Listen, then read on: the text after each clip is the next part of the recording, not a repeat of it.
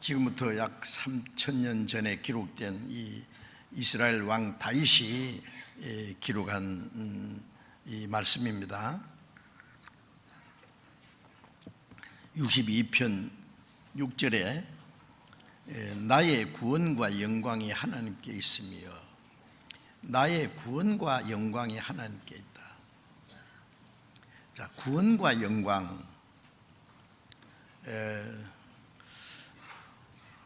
전에도 이런 말씀을 드렸는데 기억하시는지 모르겠어요. 구원은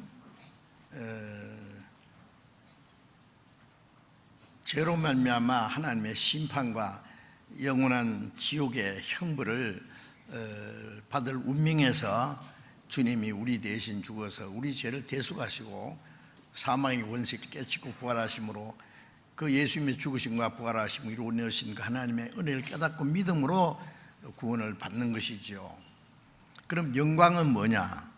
하나님이 우리를 구원하신 목적이 지옥 가는 사람 불쌍해서 구원해 주는 것뿐만이 아니에요. 천국 데려가기 위해서 구원해 주는 것만도 아니에요. 그보다 더 큰 목적은 영광을 주시기 위한 겁니다. 그 영광, 하나님은 구원받은 모든 사람들에게 하나님의 영광을 주시기 원해요. 그래서 하나님은 나의 구원과 나의 영광이 되시는 겁니다.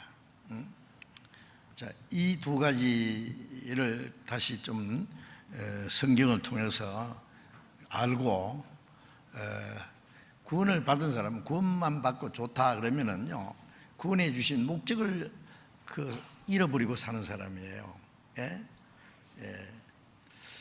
임금의 아들로 태어났다 그러면 왕자지요. 임금의 아들로 태어났다, 고맙, 좋다, 좋지요. 그러나 왕자는 장차 왕위에 오를 사람이에요. 아세요? 태어난 것은 생명의 탄생이고 그 장차 왕이 될 사람이에요. 영광입니다. 그것은 있잖아요. 우리가 구원받으면 하나님의 자녀입니다. 하나님의 자녀라는 권세가 놀랍지요. 요한복음 1장 12절에 영접하는 자, 예수 그리스도의 십자가 죽으시고 부활하심으로 우리 죄를 사해 주신 것을 믿을 때에, 구원받을 때 주님이 내 안에 오셨어요. 주님을 영접한 겁니다. 영접하는 자, 꼭 그 이름을 믿고 영접하고 믿고 그 사람이 하나님의 자녀가 되는 권세를 주었다. 왜 하나님의 자녀가 되는 것을 권세라고 했느냐? 임금 아들로 태어나면 굉장한 권세가 있습니다. 하나님의 자녀로 탄생한 것은 권세입니다. 천사가 굉장한 능력이, 하나님 다음으로 능력이 있는 게 천사예요. 그런데 천사는 하나님의 아들이 될 수 없다는 거 아세요? 천사는 그리스도의 신부가 될 수 없어요. 아들이라는 말은 뭐냐면은 상속자라는 뜻입니다. 아들로 태어나면 아버지의 모든 것이 아들에게 주어져요. 소유로 주어져요. 아버지 집이 자기 집이고 아버지 소유가 자기 것이고. 신부라는 말은 뭐냐면은 어떤 남자와 결혼하면은 그 남편의 그 지위와 모든 것을 같이 이제 공유하는 거예요. 소유한단 말이죠. 왕이 되면은 자기는, 그 아내는 왕비가 될 거고, 그렇죠? 어떤 왕은 평민을 택해서 자기 아내로 삼으면 이 평민인 이 여자가 갑자기 대제국의 왕비가 되는 거예요. 남편이 대통령이 되면 영부인이고, 장관이 되면 장관부인이고, 운명을 같이 하는 거예요. 그리스도의 신부라는 말은 그리스도와 함께 영광에 참여하자요. 천사는 그리스도의 신부가 되지 못하는 거 아시죠? 성경에 자세히 기록되어 있습니다. 그러니까 우리가 하나님의 자녀가 됐다, 구원받았다는 그 이면에는 놀라운 권세와 영광, 이 세상의 영광은 잠시 후에 없어질 거지만 하나님이 주는 그 권세와 영광은 영원한 겁니다. 자, 그래서 구원해 주신 그 목적을 우리가 알아야 돼요. 왜 구원해 주셨는지. 하나님의 모든 걸 주시려고 구원해 주셨어요. 하나님의 온갖 좋은 걸 주시려고. 마태복음 1장을 잠깐 찾겠습니다. 마태복음 1장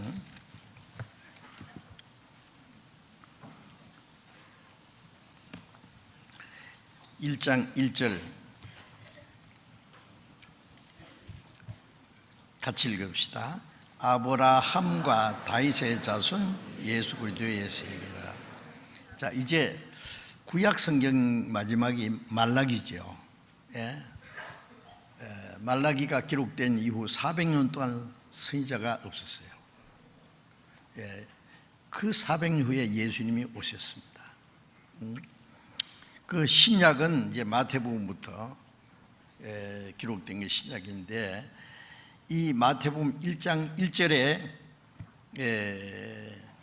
아브라함과 다윗의 자손 예수 그리스도의 세계라, 이 한 말씀은 구약과 신약을 연결시키는 다리라고 할 수 있어요. 예? 구약 성경이 우리와 상관이 없는 게 아닙니다. 예. 창세기 12장에 하나님을 찬 사람이 한 사람 없는 상태에서 하나님이 그 아브라함을 선택하시고 아브라함의 자손을 택한 백성, 이스라엘 민족 택한 백성으로 삼으셨죠. 그래서 예수님이 오시기 약 2000년 전, 지금부터는 4000년 전에 그때부터 이스라엘 역사가 시작됐습니다. 그 이스라엘 민족을 통해서 천지 만물을 창조하신 하나님이 어떤 분인지, 기적을 통해서 하나님이 계신 것과 그 하나님이 어떤 분인지 를 이스라엘 백성들 역사 속에 나타내셨어요. 기적을 통해서 하나님의 능력을 나타내시고, 선지자를 통해서 하나님의 말씀을 주시고, 하나님을 순종하는 자는 어떤 복을 받고 하나님을 거역하는 자는 어떤 형벌을 받고, 하나님의 약속은 반드시 지키는 분이고, 회개하는 자에게 또 하나님이 어떤 긍휼과 은혜를 베푸시는 분이고, 하는 것을 다 이스라엘 역사를 통해서 실물교훈으로 보여주시고, 또 이 성경이 하나님의 말씀이라는 사실을 이스라엘 민족을 통해서 보여주셨죠. 그래서 이스라엘 민족을 선택한 목적 중에 제일 큰 목적이 하나님을 증거하기 위한 겁니다. 그러니까 하나님이 어떤 분인지 알려면 이스라엘 민족을 자세히 보면 돼요. 아니, 수천 년 전 이스라엘 역사를 우리가 어떻게 봅니까? 성경이 자세히 기록되어 있잖아요. 성경을 통해서 이스라엘 역사를 살피고, 역사를 배우는 목적이 뭡니까? 그 역사 속에 어떤 일이 있었는지를 통해서 우리는 이스라엘 역사를 통해서 하나님의 능력과 하나님의 공의와 사랑, 하나님의 그 인격이 어떠한 분인지, 하나님의 약속이 무엇인지, 그런 것을 보여주신 겁니다. 그래서 이사야 43장 10절을 보면 하나님 이스라엘 백성들에게 말씀하시기를, 이스라엘은 너희는 나의 증인이다. 이스라엘 민족이 흥하고 망하고 회복되고 하는 것을 통해서 하나님이 살아계신다는 것과 하나님이 어떤 분인 것을 실물교훈으로 보여줬죠. 그리고 2000년 이스라엘 역사뿐 아니라 예수님 오신 이후에 세상 끝날까지 이스라엘 민족이 있잖아요. 그리스도를 배척한 사람들이 어떤 형벌을 받는다는 걸 보여주기 위해서 이스라엘 민족이 그리스도를 배척하자마 십자가에 못 박아 죽인 죄를 범함으로써 그 그리스도를 배척한 사람들이 살아있을 때 서기 70년부터 시작해서 약 2000년이라는 긴 역사 속에 이스라엘 민족을 전 세계에 터버리고 그토록 비참한 그 역사를 가지게 된 것이 이스라엘 민족입니다. 왜 그러냐? 그리스도를 배척하는 그 죄가 얼마나 크다는 것을 이스라엘 민족을 통해서 실물 교훈으로 보여준 겁니다. 그러나 이스라엘은 망했어도 하나님은 안 죽었다는 걸 보여주기 위해서 이 복음이 온 세계에 전파되면은 마지막에 이스라엘이 그 땅에 돌아가서 강대한 나라를 물리치고 그 사막을 옥토로 만들어서 거기다 나라를 세우고 강대한 나라가 되고 큰 군대가 된다고 했는데 그것이 바로 우리 시대에 이루어졌습니다. 이스라엘 민족이 망한 지, 나라에 쫓겨난 지 1900여 년이 지난 1948년 5월 14일에 이스라엘이 갑자기 독립했고, 금년 5월 14일이 바로 이스라엘 독립한 70주년 기념 행사를 했잖아요. 이제 다 죽어 없어진 줄 알았던 이스라엘 민족이 갑자기 나타나서 전 세계에 가장 강대한 나라가 되었습니다. 세계 중앙에 거하는 민족. 이스라엘 땅에 사는 이스라엘 사람들 몇 년 전까지만 해도 600만 명이라 했는데 요즘에 발표된 거 보면은 그도 이제 좀 많이 사람이 번성한 것이에요. 또 그 외에도 또 모여들기도 하고, 그래서 이스라엘 땅의 유대인들이 한 800만 명이 산답니다. 미국의 유대인들이 약 600만 명, 나머지 또 600만 명, 전 세계 유대인들이 다 모여봐야 1800만 명 내지 한 2000만 명밖에 안 됩니다. 그런데 그들이 세계에서 가장 강대한 힘을 가지고 있는 거 아시잖아요. 왜요? 하나님이 살아계신다는 걸 증거를 보이시는 거예요. 그래서 구약 이스라엘 역사, 그것은 이제 이스라엘 역사는 끝나지 않았습니다. 세상 끝날까지 해와 달과 별의 그 규례, 낮과 밤의 규례가 남아있는 동안에는, 즉 역사가 남아있는 동안에는 이스라엘 민족은 없어지지 않는다고 말씀했습니다. 자, 그 이스라엘 민족을 통해서 하나님이 하시는 일을 그림자로, 모형으로 보여줬고, 예수님이 오신 이후에는 그 이스라엘 민족의 약속한 것이 사실로 다 나타나는데 그 구원의 역사입니다.